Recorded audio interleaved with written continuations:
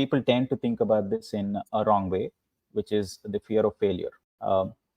Think about how does in Indian ecosystem a failed entrepreneur gets treated versus how does a failed entrepreneur gets treated in a US, right? If you're a failed entrepreneur for, let's say, 3 years, you run a startup and then you are not successful or your company has wound up, propensity for you to start a second one immediately is almost zero in it. Which is not the case back in the US or some of the other evolved startup markets. I happened to meet this startup founder in Singapore, IIT Bombay graduate, ran a startup in India. I would not name the startup, but very successful. They raised upwards of 25 million over the 3-year window.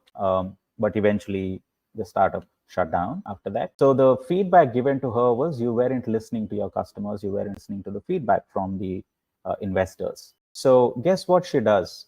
She is from a humble background, only daughter, goes and works at Taco Bell, stands behind the counter for 3 months, and she takes I orders. remember you sharing this. It gives me goosebumps every time I think about this conversation. And when you meet that person, and it just kind of paints such a wonderful picture that she wasn't afraid about what society is going to think.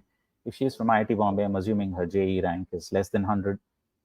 To say no to corporate jobs, to build something, fail at it, and then go back and stand behind Taco Bell order counter and clean tables for 3 months, which is 100 days, is not easy, right?